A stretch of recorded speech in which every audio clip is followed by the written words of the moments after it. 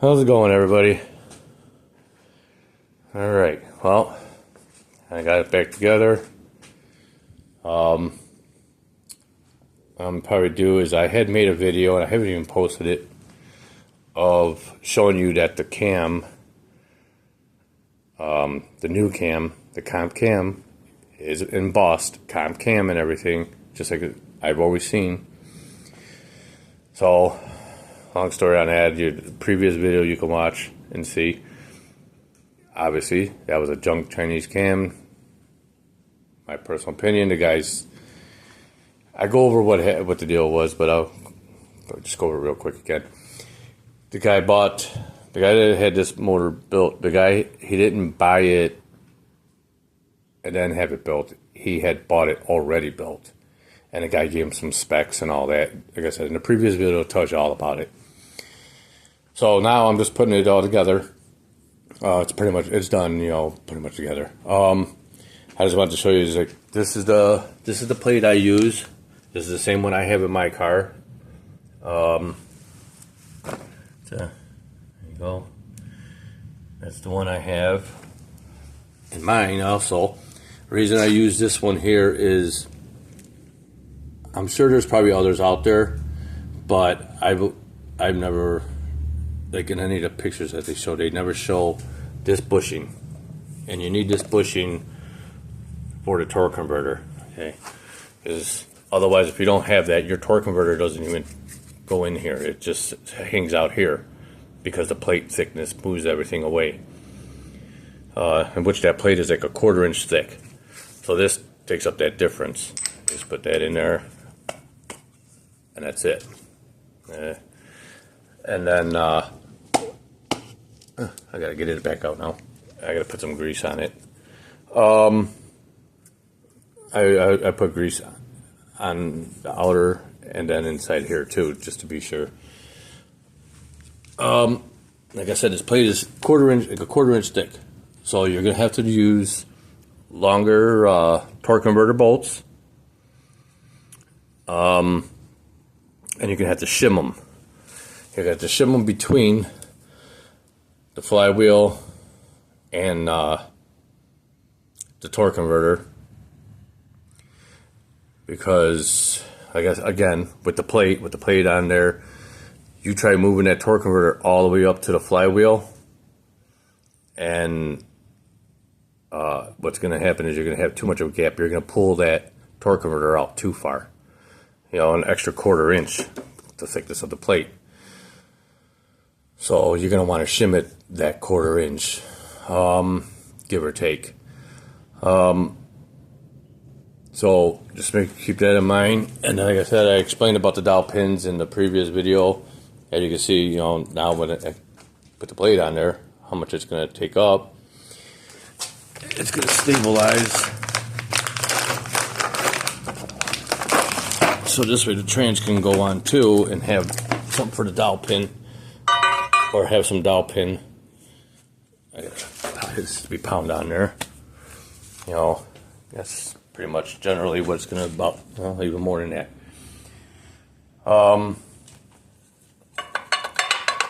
So I got to do all that still. Just put that on, and then I'm going to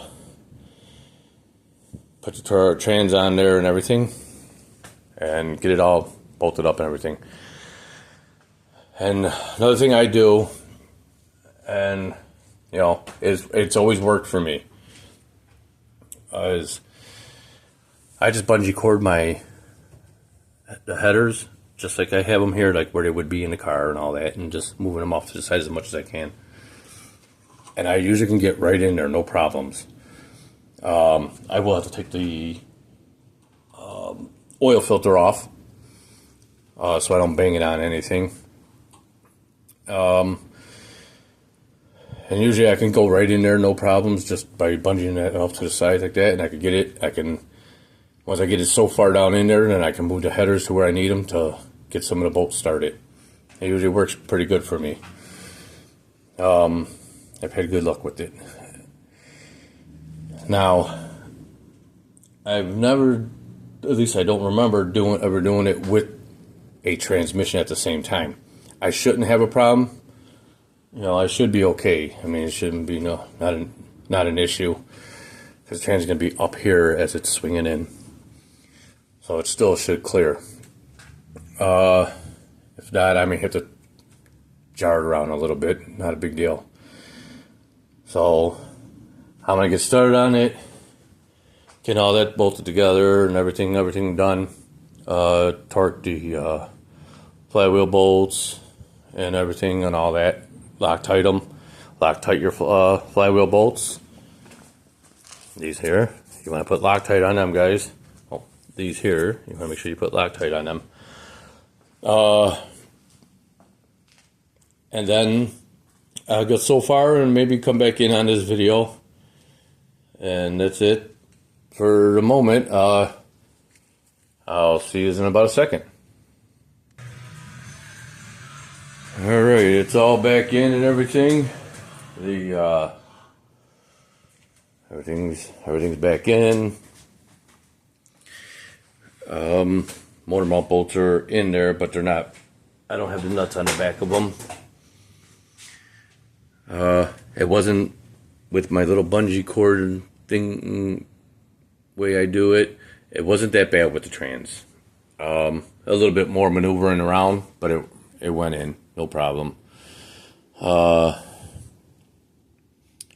Everything went okay. The other thing now is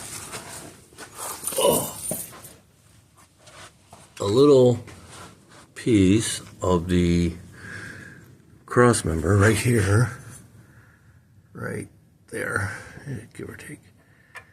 It's like this. That has to be cut off.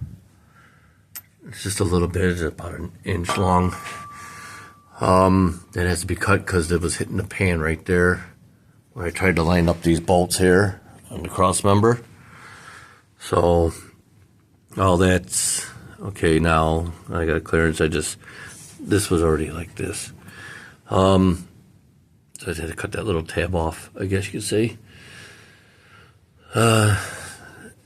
Now as for the dry shafts, oh boy, that's my dry shaft out of my car originally when I had the 700 in there. It works, but I only get about 1.5 inches of engagement. I'd like to get a little more than that. 1.5 inches is not much. I don't know, it's not very much engagement. His dry shaft that he had gotten with the trans, which was supposed to be for a like a early 70s Monte Carlo with a big block Chevy in it and all that whatnot. Is obviously it's too long. That one is too long. So, but if I took the yoke off of his and put it on my dry shaft, that'll give me the clearance, or I'm sorry, more. That'll give me more engagement, because his yoke is longer than mine. So if I did that, that would work.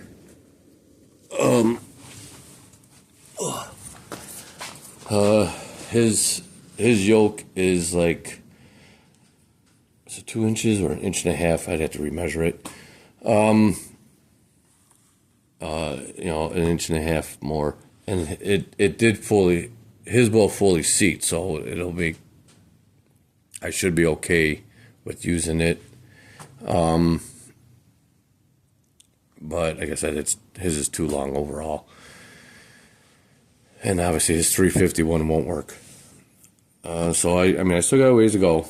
Still got to put everything, bolt everything down, put the headers, bolt the headers in, whatnot, all that stuff. Everything's got to be still done. Just wanted to make a video on this, that it's in there and everything, and the whole idea with the trans and the cross member. But other than that, everything seems to be okay. A little bit of tweaking here and there and whatnot, and it'll be done. A little more time, and that should be good. But all right, so I'll just oh, you know what I was gonna show you is I did make a change to my car. As you know, I had the dual electric fans. The dual electric fans hooked up to the MSD relay, or no, I'm sorry, those went off the Phytech. Well, yeah, they had run off the Phytech, and then but they go to the relay. That MSD relay, 4-channel relay. It's a nice relay. But like I said, I made some changes, and well, I already shut the fans off out of the Phytech system. Boy, I hope I can do this.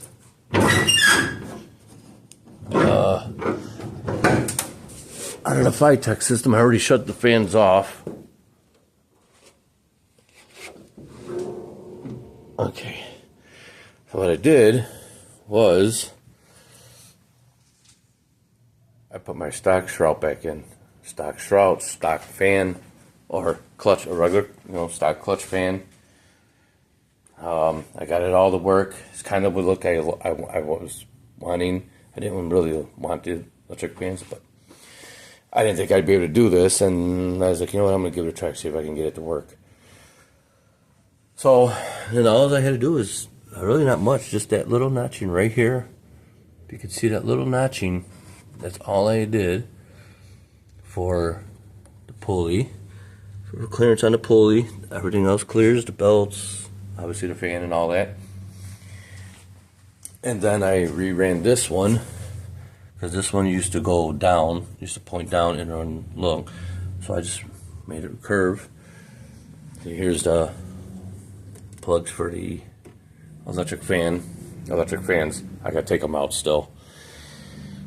So which means I'll probably be able to take that MSD out, or I'm going to see about hooking up the electric fan, the transmissions fan, maybe to it, so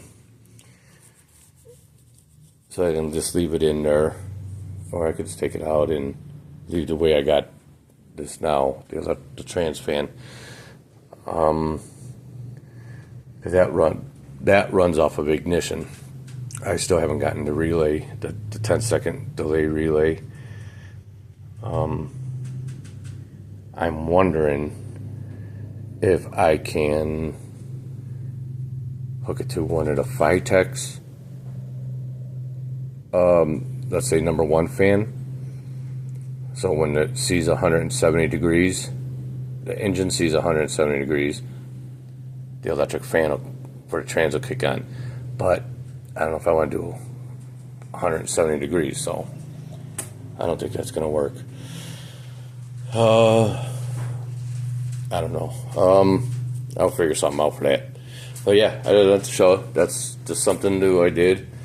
I like it. I like the way it looks because it gives it more of a stock appearance. Of course, besides what you see. But yeah, I like that. I have an idea for an air cleaner. I kind of started making one, but I didn't like the way it came out. I didn't like the way it looked. It was too big. So back to the old drawing board on that one. And we'll see if I like it. If not, no loss there. You can always keep it like this. But yeah, that's it. I just wanted to show you that real quick. So back to this. Like I said, I got to finish everything on it now. I got to finish all the little miscellaneous stuff and whatnot, and then do the break-in and all that crap, and take it for a ride, and then get it out of my garage. My buddy's probably gonna be coming this weekend for this one. because the weather's decent. The weather's nice right now. I know it's like 50 degrees right now. I don't even know why I got the garage door shut. Oh, it's windy out. That's why. But yeah. So this one will be gone soon. This one will be gone soon. And I got to call somebody that wanted me, another guy. There's things he wants done on his car. So I got to give him a call to see where he's at on that. What he wants to do. But other than that, guys, everybody, I want to thank you for watching, viewing, subscribing, all that stuff. Thumbs up. Leave some comments. And I'm really bad with the comments, guys. I'm really bad getting them. I don't know. It's me. I'm not. Sometimes I don't even see that there's a comment there. And and then when I do realize or look, it's like late. I'm, sitting at home watching TV and it's late. I'm like, oh man, I got to reply. I should reply. And I don't. It's late already. I got to get to bed. But I'm going to try to do better at that, I guess. And then I'm still on my debate on what I'm going to do. I kind of been thinking about things as for this one. Like I said, I wanted to do the trans. I had the trans built, put a stall speed in it.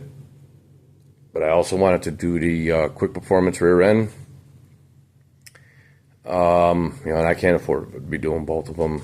All this, everything I do to my cars comes out of my pocket. I don't have merch to sell. I don't have sponsors, and nobody's giving me nothing, and none of that. Okay, this is all out of my pocket.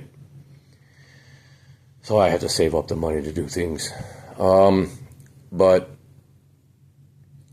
I was thinking about it, and like I said, there's nothing wrong with this trans. There's nothing wrong with it. It does fine. It works great. The rear end too works great. Works fine. No problems. No noises or anything like that. But out of the two, I'm more worried about the rear end because it's a 10 bolt. I mean, it's doing its job. Like I said, there's no issues with it. The only thing is I don't even have C-clip eliminators in this. And, that's one of my worries is something goes wrong. I break an axle or something like that. I doubt I'm going to break one on the street with street tires, but I don't want to take that chance. So I think I'm going to do the rear end, and then I can save up for the transmission. And I think I'm going to do the rear end first. Monday I might even call Quick Performance to go over everything that I'm looking for. So that they can, give me some or help me kind of not guide me through it, but I got to put that back in there. And then go from there. So I think that's what I'm going to do. So I don't know how long it takes for them to build it and get it shipped out and everything. But like I said, Monday I think I'm going to call them and see where I'm at first and make sure. And then this way at least I know where I'm going to be in price wise, and then put the order in for it or whatever. But again, so I just want to thank you guys all for watching and everything. Like, subscribe, thumbs up, share, all that good stuff. And I appreciate it. And you guys all have a good one. Thanks.